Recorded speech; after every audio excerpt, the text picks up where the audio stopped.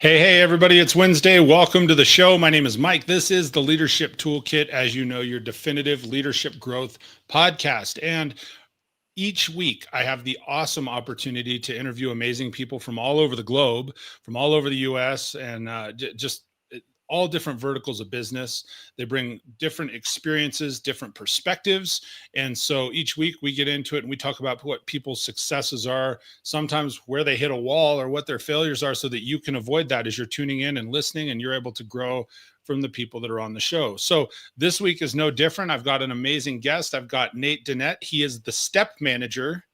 I'll explain that in a minute. I specifically held on so he could explain as we get live here. But he's a digital entrepreneur. He's a product leader and step manager to 56,000 professionals, where he teaches people how to get salary increases, teaches confidence in the workplace. He teaches leadership and management and growth to people. So he's absolutely perfect to have on the show. So I'm excited to bring on Nate Dinet today, the step manager. Nate, thanks for joining me on the Leadership Toolkit, man. Mike, it's great to be here, man. Thanks for having me. Absolutely. So we got some people already in the sidelines looking forward. Jim, thanks for tuning in, man. So Nate, do me a favor, and I saved this for the show because I always talk for a few minutes with my guests just so we get to know and get a little bit of a rhythm. Why the step manager? How do you get there? Give us some background on your leadership and your management and how that leads to, because like I have a perception, but and when I read your bio, how you're step manager to 56,000 people, yep, I think I get it, but I'd love to hear your journey, man. It started as I made myself laugh when I came up with the name, because it's sort of like that standard trope of if you have like a kid that grows up with a step parent and they're always waiting at the end of the driveway for their paternal dad to come down and pick them up to go to the ball game, but the dad doesn't show up, and then their stepdad comes down and plays catch with them in the front yard. That's the kind of analogy with the step manager, is that, you get to choose the manager, or you get to pick the better manager with the step manager, as opposed to the one you just get stuck with as your internal line manager at whatever company it is that you are with. Because I think it talks to a lot of the fact that, like, I think it was a McKinsey study or another study where 70% of employees feel like they don't have a good relationship with their line manager, because their line manager is either never available or is somebody that they don't trust or respect. So the step manager was born as, I'm the step parent, or I'm the step manager that you get to choose when you need it, when you want to talk about growth, or when you want to talk about salary increases, or even as a new manager yourself. It's a totally different game when you become promoted because you're good at your job, and now all of a sudden you have to lead a group of people. So that's where it came up. And then as I started to talk to people more, and as I started to take on clients more, it also was like, okay, what is the next step in my career? So it kind of worked as a double, and it's stuck since then. Got it. So fill me in on a little bit of your background. Is this something, where did you get started in business? Because Sure. I love the breakout of sort of the double entendre, right? You've got it's the step manager, or like the substitute teacher, the step parent deal, but then also it's that stepping stone. And it's interesting because I've always said that to people that I coach and lead in business. It's like, look, wherever you're at in this in business, it doesn't matter what the business is, be the best at that thing, right? Yep. And use it as a stepping stone. So I think that's a really valuable comment you share there.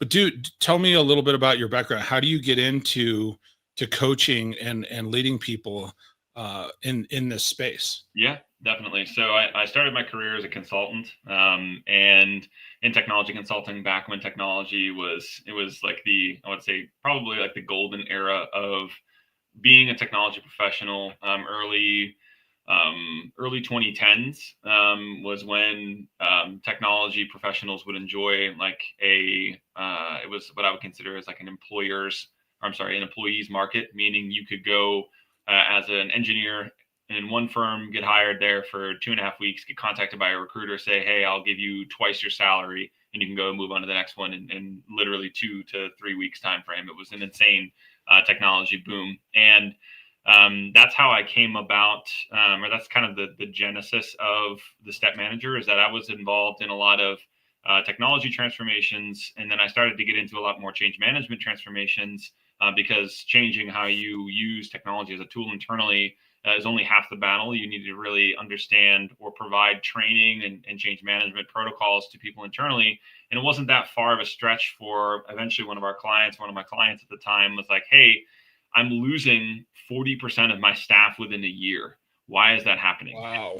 Back in 2014-ish timeframe, 2015 maybe.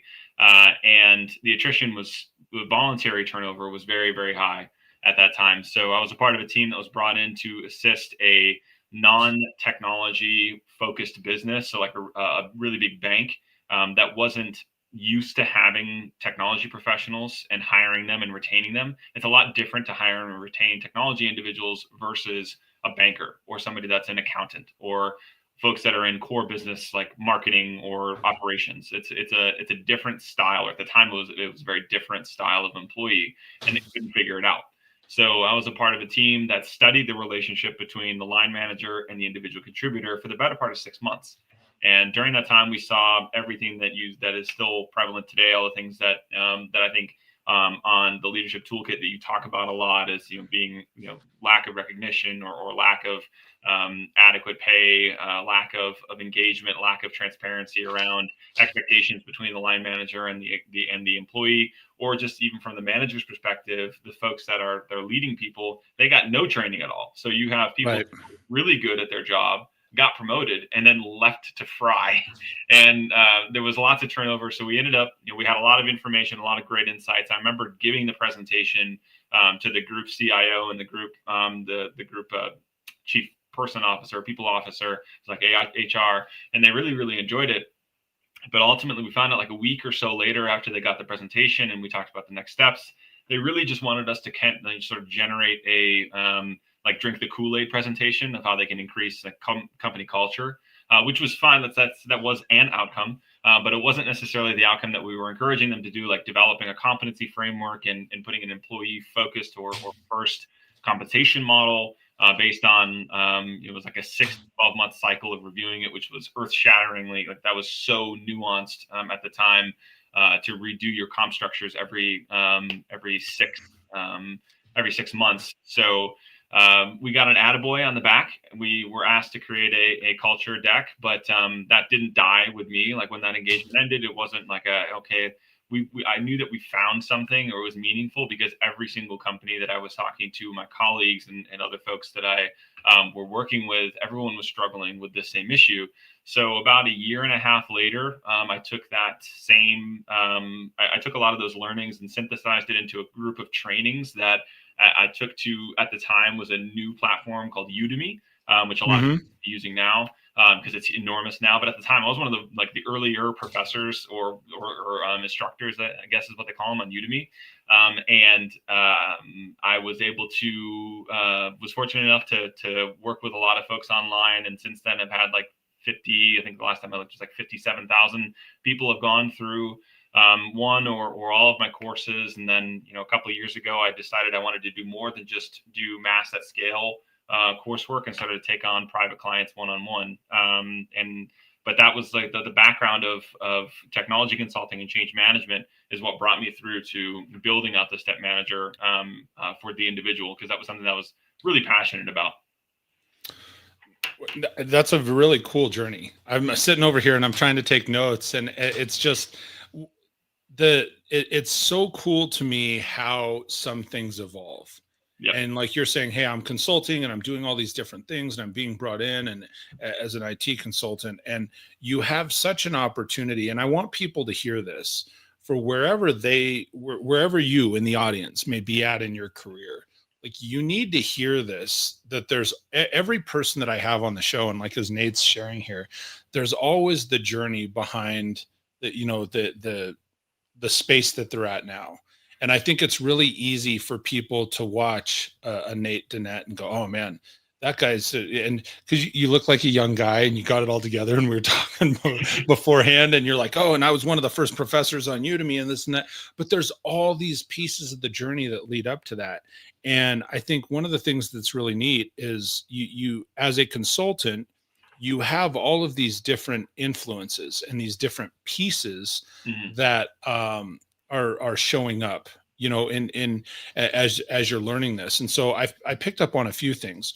One, to me, you said, hey, this bank was having a 40% staff turnover. Was that exclusive? And have you seen this as a consultant? Is that staff turnover, is that specific to IT people? Is it across industries? Is that something, as you're seeing from different businesses that you've consulted with and worked with, or different people that have replied to your courses? Is turnover more common in IT? Are you ever going to stop it?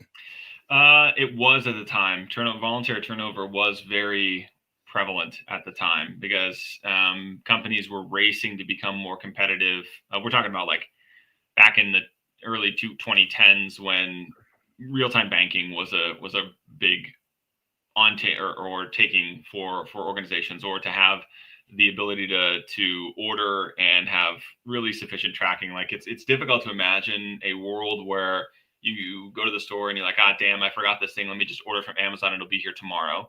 That's what we've gotten used to, but that's not how it used to be back in 10, 15 years ago, when there wasn't that much infrastructure to be able to support that. And Sure. At the time, if you knew how to code, or if you knew how to do anything related to technology, you could leave whenever you wanted. But now the job market is almost the exact inverse, in the sense that it's the employer's market. So they get to dictate the terms. There's a lot more that the way that technology and specifically to that group, from my perspective, I know very well because that's my background. It's a lot different now, where people are getting cut out or laid off in really big chunks. Like Amazon just laid off 30,000 employees last week. And Microsoft laid off, I think it was either 15,000 or 9,000 earlier this year. So they're laying people off at really high numbers, more than average, because of certain market conditions and other things that they are sort of claiming against that. So I don't know that voluntary turnover is as high as it used to be, but at the time it was very difficult to stop because organizations were pretty slow to recognize, and there was a lot of mixed opinions on what the actual root cause was. Like you hear they quit their managers, they quit because they don't feel respected, they quit because they have poor pay, and I think all of the above is true. But it's also very dependent upon the culture of the organization. So there's not like a silver bullet that can come in and solve the problem of that. I want to lean into that in a minute. There's a comment here he's a buddy of mine, Leadership with Mike. He says people getting replaced by AI agents. Yeah, I was almost going to say it, but I didn't. I didn't say it. But I do think that, I can't remember where I read it or where I saw it, but I think there was a perspective that I'll just regurgitate that I think is correct. It related to AI, is that I don't believe that because I'm very close to AI from a technology consulting perspective. I know I'm very familiar with what's possible, and we're a ways away before Cybernet comes and takes over with Arnold as the T1000 or T9000 or whichever model he was. We're very far away from that. Even the robot that you can get from that one company that can come into your home now is very far away in the future. I think really what the interesting dynamic is the compute power that companies are requiring now to be able to handle AI, and that's where you're seeing the loss of jobs, because companies will determine which aspects of their portfolio are less important than investing more in compute power. So if that's 30,000 employees worldwide, so that they can have another 50,000, capabilities, or 50,000 units of chips or something to be able to compute their AI demands, then that's what it is. Or create another data center or whatever that is. So I think there's going to be a shifting of resources versus, there's a Nate bot or a Mike bot going and doing the thing that you're doing. Do you think that's possible though? Like realistically, is there a replacement for like a Nate bot or a Mike bot, or is there? Because I have a different perspective on some of those things. Yeah. I think that the repetitive tasks. I don't know why I'm stumbling over my words. I'm just trying to think here. The repetitive tasks, yes, I can see some of those being replaced and being able to compute processes and so forth. I don't think realistically, if as much as businesses may want to replace people or some people with AI, Hmm. I don't think at the core there's a replacement for humans and genuine human interaction. Correct. If you Yeah. know, and I think lots of people are trying to do that. Like they're trying to, oh, I can have a conversation with Chat GPT on my phone. I can have a Yeah. conversation with Siri and so on and so forth. But there's no genuine connection. There's no uh, actual emotion Yeah. behind those interactions and so forth. Yeah. Yeah, No, thanks. Jim says it's just that kind of day. Stumble away. That's some days are like that, man. yeah. So Yeah. one of the things that you brought up a couple times, more than once, and not we won't steer way down the AI path. I know some of my leadership conversations we've gone there, and I want to. I have some specific things I'd like to talk about with you. So one of the things you brought up several times, though, is company culture. Yep. You said, "Hey, people will stay because of culture," and I've heard that people will stay because of culture. They'll leave because of culture. They'll stay because of the manager. They may leave because they fired their manager. Right? I think you said that a minute ago. Certainly, I've heard that as well. Yep. What are some key characteristics of culture that will allow or that would have people staying with a company? And do you have any suggestions on the items that you're going to share here? What can we as leaders do to help nurture and develop those pieces of culture? Yeah, for sure. I think culture is always sort of evolving because you get new generations, new demographics coming and working together, and that's always going to shift the culture. So you have like new generations entering the workforce, old generations still staying in the workforce. Everybody 5 years ago had to suddenly work from home because of no reason at all. But there was that big shift in working from home, which totally impacted culture. But I think some of the tenets of what I hear consistently of good culture is very basic human needs, like they listen to me, or they they actually provided me with feedback, or I felt valued. Like there's so many studies that I could go and reference, and I'm going to do a poor job of referencing them now. But if you are challenged at work, and if you're valued at work, both in like externally and intrinsically, you feel motivated at work, then there's a really high percentage, or there's a really high likelihood that you are going to stay there. And in fact, I know that to be true because of the folks that I work with on a one-on-one basis. A lot of times they take a lot of things of saying, I really like the people that I work with. We all have become friends. We all are easy to work with together. I feel comfortable here. I just want to have a little bit better pay, or I just want to have the opportunity to become a leader, or whatever those things are. So I think as a manager, or as leaders of people, you're like, okay, this all sounds great, but how the hell do I turn this into something actionable? And there's the two things that I'll say right away. Number one, if you're a new manager, if you're a manager, you need to be the best listener in the room. That's like number one job, is that you need to know how to not only listen to hear, but to comprehend. So you can have a stronger perspective, or you can have more of a grasp of what is being shared to you. And that as a leader, you have a different course of action because you are a leader. You are either you earned it, or into that title, or you've been there for a super long time and you are somebody that people look to as an opinion leader, whatever that is, whatever your either implied or explicit title.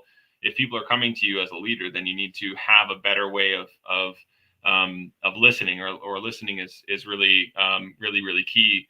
And then more times than not, when I hear people that are experiencing a toxic work environment, or they're suffering with confidence internally, it's because the leaders around them struggle to, or often don't even get close to giving them acknowledgement or praise, or saying, hey, you did a really good job today. And that can feel really foreign to people, especially like if you grew up playing a sport in high school or college. A lot of times, like, if you have a coach, a lot of coaches will criticize and give you criticism until you score the touchdown, or until you score the point. But and that kind of might be ingrained in your senses of being like, well, we didn't get the win, so why am I going to praise? No, that was a literal phrase that I got from one of the clients that I was working with.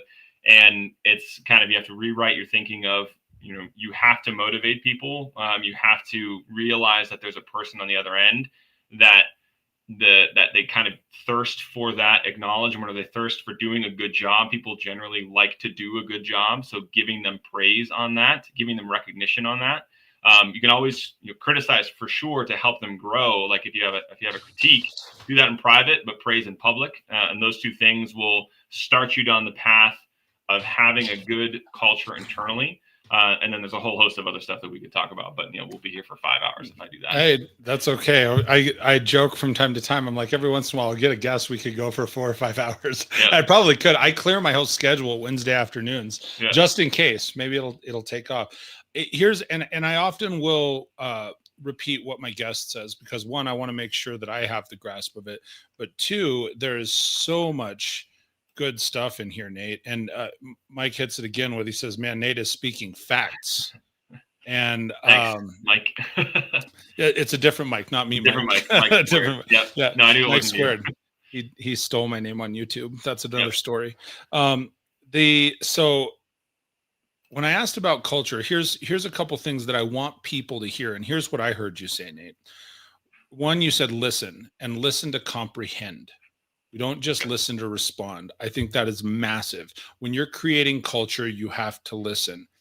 Two, you said people that provide feedback. And when you provide feedback, and as you're saying that, hey, providing feedback, it's not always positive feedback. It's okay. It's just feedback, right? You're willing to have the tough conversations, and you're willing to have the good conversations, and you're willing to have the ones that maybe aren't so good. You said people feel valued. People have opportunity. You said, hey, people will see their workmates as friends. There's a friendship there that happens at work and so forth. I think all those are brilliant things. One of the things that, and I'm kind of reading between the line when you're talking about culture too, those things can be driven by one of two people. They can be driven by the leader or manager that's promoting that. Hey, I'm willing to listen. I'm willing to provide feedback. I'm willing to value you and so forth. Or it can be provided by the person that's sort of the bottom of the totem pole, that's a crummy employee. If they're willing to listen and provide feedback and make that person feel valued, you can split culture two ways that way, right? And that was something that was hard for me to learn. I always thought, well, if you're in the management role, if you're a leader, if we have Nate as the manager, Nate is the one he's dictating what the culture is. And that's not always so, right? Yeah, definitely not. So here's another question I have for you, because I love your response when you said, hey, they've got to feel valued and there's some level of friendship there. What's the line between, workmates or, staff members, especially in a leadership role, and quote unquote friends? Do you think you can get too close there? How should you separate that? Do you have any recommendation there? Yeah, I think I talk about this a lot with the folks that are new time managers, especially for folks that got promoted from the group that they're now leading.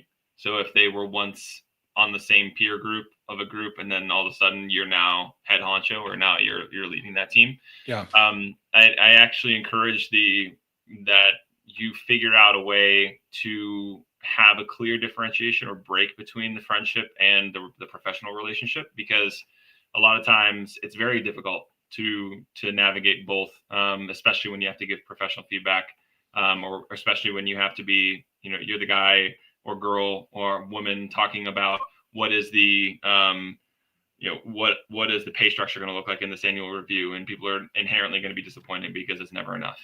So I encourage you as a new manager, as a manager, to find that distinction. And if you have already been previously like chummy with or friends with, and figure out that on a friendship terms, like saying, hey, you and I are going to work together now, but I'm not gonna mess around. These are the explicit behaviors that I'm going to be not doing or doing when we're working together. But outside of this, we're buds. It can be challenging to compartmentalize like that. But if you are new to the role and you're not necessarily close to the team, you're coming into the new team at times, I highly encourage you to be professional, be professionally courteous. You can be yourself and truly authentic, in your approach. But I would never encourage you to go outside of what I would consider professional courtesy, just because it's not your responsibility to become somebody's friend.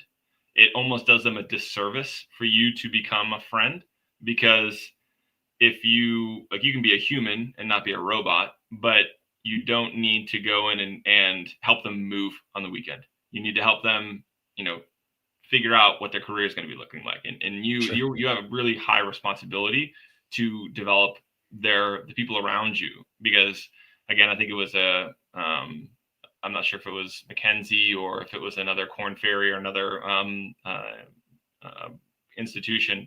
But at any given point in time, a person's or a person's trajectory in their career, there's 70% of the time, or 70% of that is left up to the manager. So if you as the manager know that the people around you, they have a higher than 50% dependency on you to have a higher career step in their role, or get a further development, because you are in that position to be able to guide, whether you want to or not.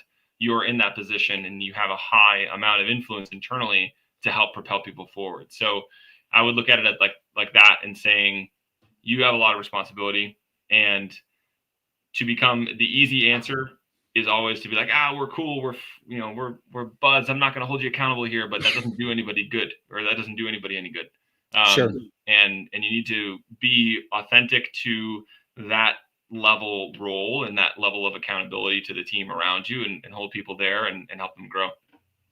No, and I think that's really valuable. And one of the things that I'm hearing you say, I sort of listen between the lines, so to speak, is it is worthwhile if you're somebody that's moving into a role, and there is a line that needs to be drawn between friendship and a professional business relationship. Yeah. And it is your responsibility as a leader, as a manager, to be clear.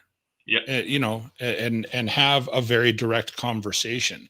And I think oftentimes that's one of those uncomfortable conversations, but that's what I'm hearing you say is like, hey, it's my responsibility if I'm the leader, because otherwise that person is going to still think you're friends or buds or homies. And and so you need to sit them down and say, hey, look, here's the line, here's where I have to be headed. And if they get upset with you over that, that's, maybe that's a risk you take, but I think that it's worth having the conversation. And that, just as a tip, again, this is friend advice, not legal advice here from the Leadership Toolkit. Depending on the conversation and depending on the prior, if you were a peer being promoted, that kind of stuff, those are ones that you probably should have an HR person or a witness involved in the conversation sometimes. So yeah. Depends. There's a lot of different ways you can go about it, but for sure, document it. Yes. All the types of conversations, document it, and just share out, meeting recaps and saying, hey, it was great talking to you about this. This is what we discussed. Yeah. See you later. So couple things, and I always get to this ways into the show, and I've had this on the screen several times, but for those of you listening, I would encourage you, connect with Nate on LinkedIn. You can connect with him. He's at linkedin.com/n/Nathaniel Dinet, NATHANIEL DINET. So if you look for Nathaniel Dinet or Nate Dinet, he comes right up there. You can connect with him on LinkedIn. Certainly also, you should check out his website, thestepmanager.com. If you can check out his offerings. I know you do some speaking, consulting, and lots of other things. So I would encourage everybody to check out those things. Excellent. As we're coming to absolutely. As we're coming to the second half, and we've talked a lot about people, we've talked a lot about culture, talked a lot about the management piece. Another thing that you've brought up a few times, and this was even in our exchange, and one of the things you're an expert at, where you're saying, hey, I'm a step manager to 56,000 people, because you've got the courses and or more at this point. You've had more probably sign up at this point. But one of the things that really, and you come across very clear with this, Nate, like you are good at teaching people how to have conversations and be more confident in their workplace. And I do think confidence is something that can be taught. Part of the reason it can be taught is there's other skills that surround that, right? And the better you are at certain skills, the more confident you become. The more you know, the more confident you Mm-hmm. become. So like, as you were talking about, hey, when we're having these conversations around annual reviews, around salaries, around people going in and asking for a raise, we touched on this just a moment before we went live. I can't ever remember a time in my life where somebody sat me down and said, hey, here's how you can effectively ask for a raise Yep. and get good feedback, whether you get the raise or not. Right. I think it's, you go in and you go, hey, can I get a raise? And they say yes or no. And if they say no, then you're crushed and you kind of go with your tail between your legs. That was Yep. my experience early on. Yep. And so, I know that's a really broad framework, but if I'm somebody that says, hey, I want that promotion at work, I want to move into leadership, I want to move into management, I want to be a department head, or strictly on the money side, I want to make more money, I Mm-hmm. want a better opportunity. I think, at least from my perspective, some of those conversations sort of start from the same place. Now, you correct me if I'm wrong. Where should somebody start if they're tuned in and listen to the show and they say, hey, you're talking my language, man, that's me. Yeah. Where do I start, Nate? Yep. First, thanks for the compliment around earlier on Yeah. explaining to things. I appreciate that. So where you start, this is where I get excited because this is my bread and butter. First thing is that you should start immediately as soon as we get off this call, or as soon as we get off like the call. But as soon as you stop listening to this or pause this, because it's never too early and it's never too late to start the process. And the reason why I say that is most people will wait until the annual review happens. So it's usually, for me, it's always been in the fall and winter because usually companies will have their fiscal year coincide with the calendar year. There are some companies that have a random ass, June end of fiscal year, which is like Sure. when you can go in and do your annual review. But most people will wait until that time to gear themselves up to have the conversation. So that it's October. Annual reviews are in November before Thanksgiving if you're in the States. And you get yourself amped up, like, I'm going to go do it. I'm going to get it this year. I've had a really good year. I'm going to go do it. The meeting happens. You meet expectations, and then you walk out with a 2.5% increase in salary, Right. which is not exactly desirable. And the reason why I say start now is because you can do something very, very simple. It's called the CARA method, or I call it the CARA method, which is every Friday, I want you to put 30 minutes on your calendar, or set 30 minutes aside if you don't live in your calendar. Every Friday, I want you to write down your current activities, what you are accountable for, what your responsibilities are, and where you've gone above and beyond. So CARA, current activities, responsibilities, above and beyond. And there's multiple reasons why you should do this. Number one, nobody's doing it for you. So you don't have a camera following you around. Your manager certainly doesn't have enough attention to be able to know all of the nitty gritty details that you have, or the contributions that you're making.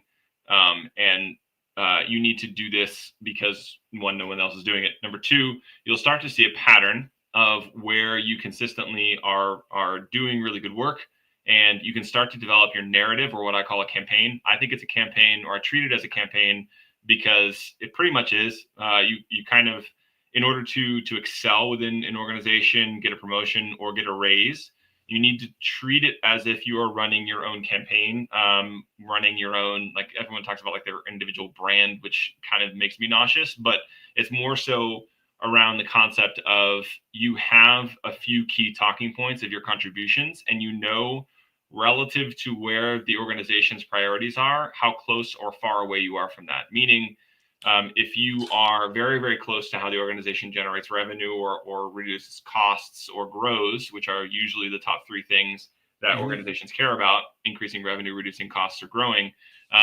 You have a clear dotted line of, my contributions of completing these 40 lines of code or shipping this feature turned out to help increase X percentage of conversions, or I was able to reduce this much of cost in our fiscal or our quarterly review because I found this other thing. If you can start to stitch that together, that all starts with you documenting what you're doing week over week, because I can't even remember what I had for dinner last week. So to be able to try to generate all of this at the point of your annual review is really, really tough. So do it over the year. It's like an investment. It pays off over time. And that becomes your campaign speech, or that becomes your campaign. And from there, we start to try to figure out what it is that you're truly after. If you're interested in the money, that's a slightly different conversation than if you're interested in a promotion. Those are two different things, and there's two different strategies to optimize towards them. There's 100 different ways that you can go about it, but it always starts with what are your current activities, responsibilities, and where you've gone above and beyond. And then from there, we have our base, and we can launch the campaign into making you as attractive to the organization as possible to say, hey, this person needs that raise, or hey, this person should be able to lead that team. It starts with that foundation. I love that, man. So I really love that. So how tactical should this be when you're saying, hey, every Friday for 30 minutes? Are you recommending somebody as an employee should get like a journal Yeah. and keep Yeah. that and I say, keep hey, look, an Excel sheet, like every line is a new week. So I have column current activities, responsibilities above and beyond, CARA up at the top. And then on the left-hand side, I have the week or the week ending. And then sometimes I'm on multiple projects. So I'll add the multiple project lines and then create a grouping of those cells to count for the week.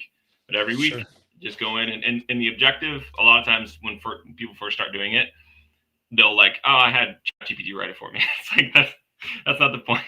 The point is not to outsource this. The point is to spend the time and make it real. And if you start to recognize that, oh man, I didn't have a week where I went above and beyond, or I can't figure out what it was. One, you're probably shortcutting yourself. But two, doing this activity gives you the opportunity to identify where you could go above and beyond, where I'm going to have opportunities to say, hey, I'm going to do this little tweak, or I'm going to do this little thing, and be able to contribute at a higher level so that I am going above and beyond. Well, and the other thing that there's so much to like about this. I don't even know where to go, man. Here's the other things is one, as you see what you're doing, there is a lot of power when something is written or typed in your own hand. Yep. Because so there's a lot of power in that. So I agree with you. Like, don't let Chat GPT do it. Spend the time to write it out, no matter how rough it looks, because you giving yourself feedback and looking back at it over the year, like you said, I don't remember what I had for dinner last night. Yep. If I'm looking back at, something 6 months ago, go, oh man, yeah, I did that thing. And here's what's crazy is I'm just thinking about my own life, like other iterations, even that I've had of this podcast. I've listened to old versions of other podcasts that I've done. And I remember listening to, a year or 2 or 3 years old, and I go, oh man, that guy was so inspired. Talking about myself. Right. Yeah. And I'm like, so it helps hold you accountable to that. Yep. The other thing that I really like that you said, hey, if you can't find a place that you've gone above and beyond, you're probably selling yourself short. Would it be worth, and I'm asking this, is it worth asking, because I think it could help lay the framework. If I'm taking my notes and I'm putting the stuff down, what about asking your manager or leader or your peers, hey, can you give me some feedback? What do you feel that I did really well this week? Absolutely. And then take it and write them down, because now you worded it. You said, hey, you got to create this campaign, right? If you're doing that a few times, once a month, once every 6 weeks or something, it's framing that in your manager's or your leader's brain also, that they're like, oh, so when you're coming back with it, like that is so powerful. Yep. So the next question that I have when it comes to raises and promotions, who initiates that conversation? That's all you need to own it, or the person that's looking. And that's why we start with the CARA method, because a lot of times when I talk to people, they feel like they want either or both of those things. They say, I feel like I've been doing good work and I deserve a raise, or I should get a promotion because of my contributions. But then when it comes down to it, they struggle to identify the reasons why, and they start to give me every reason why they shouldn't. And I start to see like that confidence issue of coming into play of saying, well, I haven't really been here that long, or, oh, I messed up 6 months ago and on an email or on a presentation. And I don't think they would think that I'm ready for that. So they kind of like, they let themselves off the hook. I think there's a whole other conversation to be had around like actually saying, damn it, I want something, and owning that, as opposed to constantly trying to self-preserve and not letting yourself attempt something. But that aside, the employee, the person, if you're trying to get a promotion, start with the CARA method, get your campaign, and email it to me or send it to me, and I'll be like, you look great. This is awesome because I know that you can. And then you should begin that conversation internally of saying, like you said, it's really powerful to bring this to your line manager. It doesn't have to be every week. If you don't have a weekly one-on-one, chances are likely that you probably at least meet your line manager at least once a month. And I would definitely do it at that cadence and saying, hey, I just wanted to let you know, keep you up to date around the things that I've been focusing on and collect your feedback on it. And it gives you free reign to come in and say, these are all the things that I've done. And these the areas that I've went above and beyond. I wanted to get your thoughts or your perspective on these things. On, I'm willing, or I'm very invested in my growth and long term at this company. This is where I've been spending my time on. Do you have any feedback on where I could be spending my time on other things? And it opens that conversation up. You're not immediately saying, look how awesome I am, give me more money. It's, hey, let me show you some things that I've been doing and spending my time on. Give me your thoughts on it. And then from there, you can gauge what kind of battles you're going to be fighting, what kind of resistance you're going to be fighting internally. Because some managers will be like, this is just your job, and I'll talk to you later. And they'll get off the phone as quick as they can because they're uncomfortable. They don't know how to handle it. Or others will be a lot more engaged and saying, oh, this is great. I had no idea. We should talk more about how you can come in and help out with this really important project that we have coming up or whatever.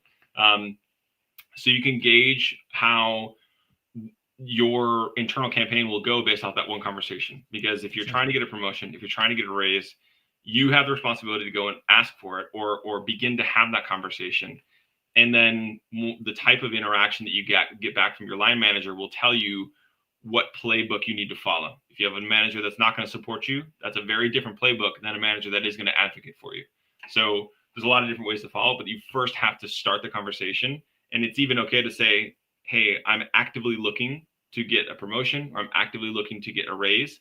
We don't have to talk about it in finite detail right now, but I just wanted to share that I'm very interested in that, and I want to be here long term, blah blah blah, and start that conversation that way. So I love the fact of how direct you are with those. Like, yep. I think it's important. You don't mince words. Don't dance around it. Nope. If you're gonna and here's the other piece that you brought up when you were talking about the CARA method and so forth a few minutes ago.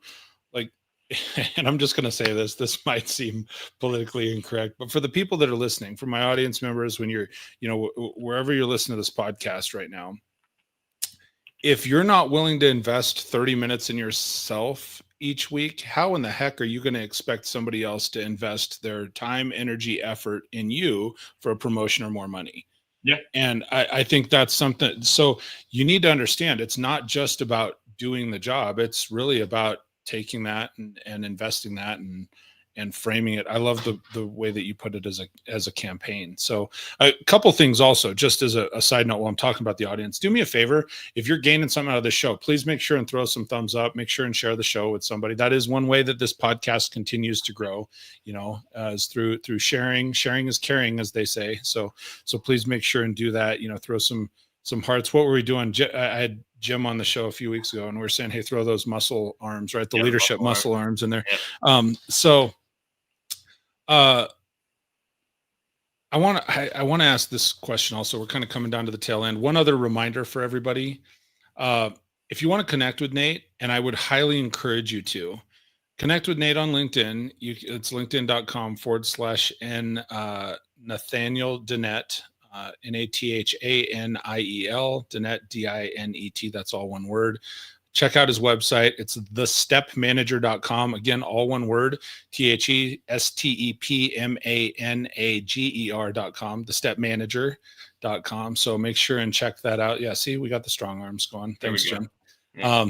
So here's something that I want to know, because I would like to think that most people that, if you're staying and you're working for a manager, it's a good culture. We're there because those managers and those leaders are invested in us and we like them.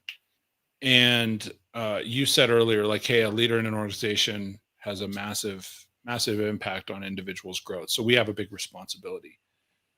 What do you do if you start going after that? If I'm that person that wants the raise, I want the promotion, I want the move, and I can tell that because I think if you know that person is supportive and it's sort of down the path and you're documenting it, that's an easier conversation. What do you do if you have a less than supportive manager or someone that you know is giving pushback, or they're just constantly, you're saying, "Hey, I'm doing this killer job. I'm crushing it." And they're like, "No, you're not. You're doing it." And you can tell it's coming from a place of, "I want to hold you where you're at," because heaven forbid, like if you promote that person, it leaves this hole, right? So you've pigeonholed yourself. How Yep. do you deal with that conversation or that manager, Nate? Yep. Yeah, that's a tricky spot. A lot of people find themselves in that, like, Jack or Jill of all trades, because Hmm. they just happen to be at that point in time where they handle a lot outside their responsibility set, or what they're originally supposed to cover. Now, it helps with the CARA method. It always helps to get that documented down so you know what in black and white what you're spending your time on. The most of what your time is being spent on, if it is a situation where you're handling a lot of things.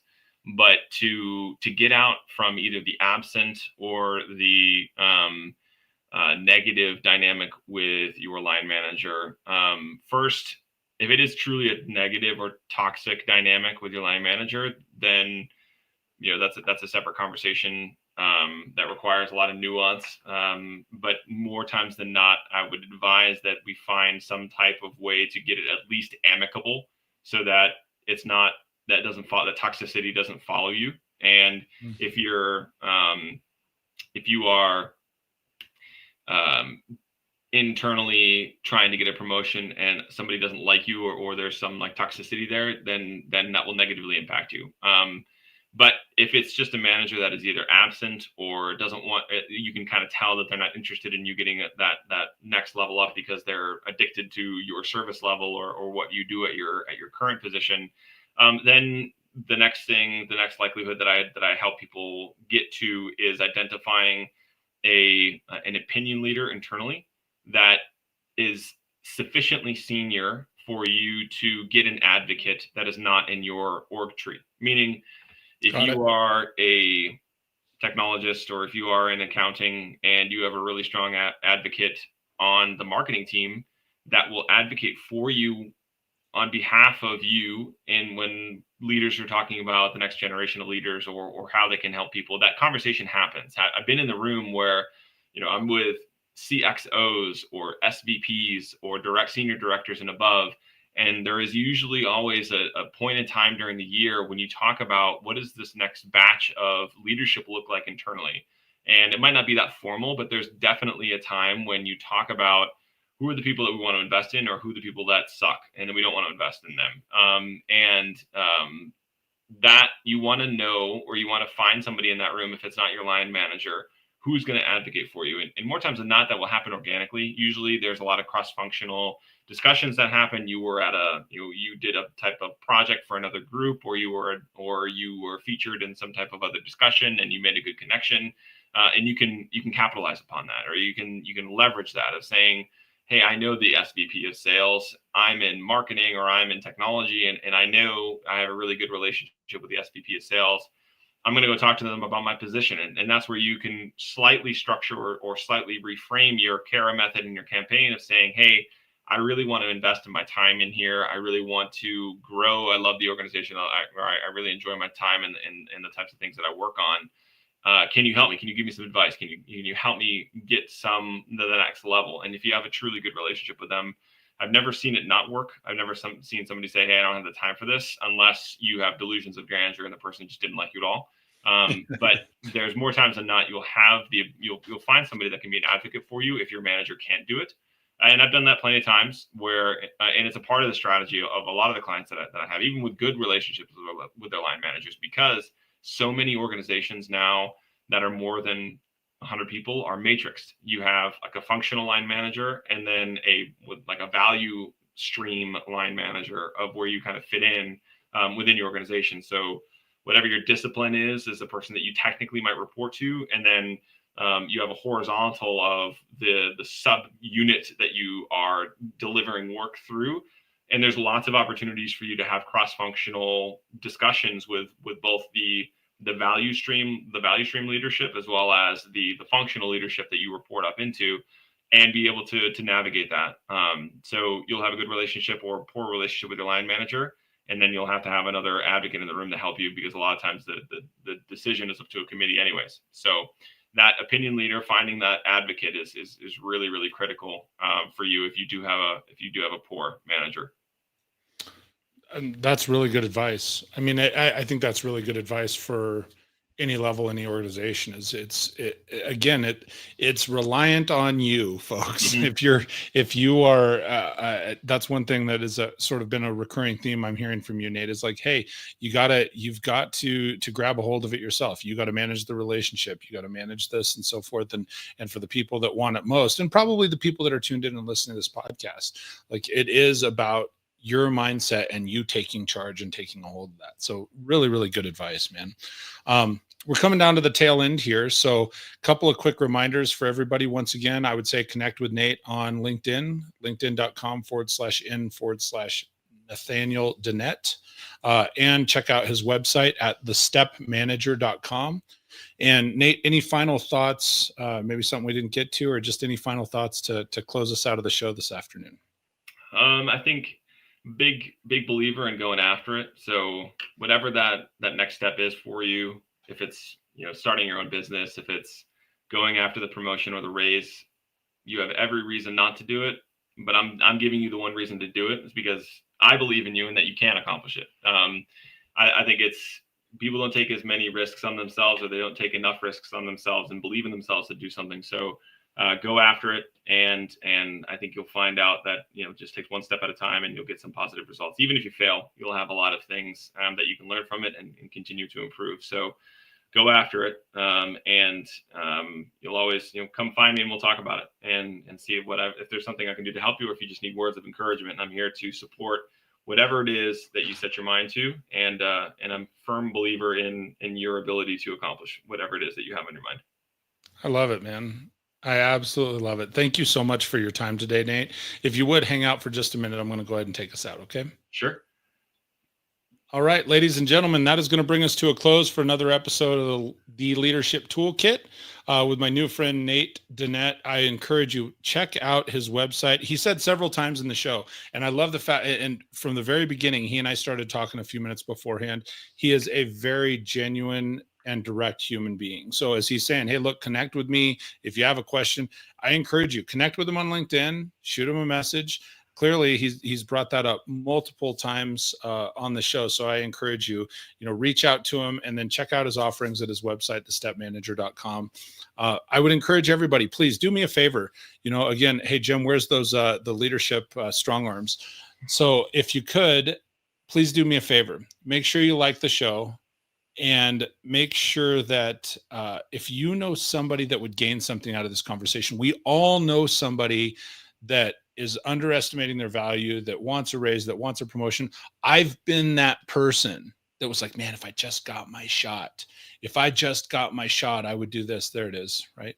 If I just got my opportunity, I would go and do these things. And so I love the fact that Nate is telling you, look, you have the opportunity. It's yours to take. So I encourage you, do that this week, right? Connect with him, take the opportunity, start using the CARA method. Man, just a great conversation. Do me a favor, share the show, everybody, and share it with somebody that needs to hear that message.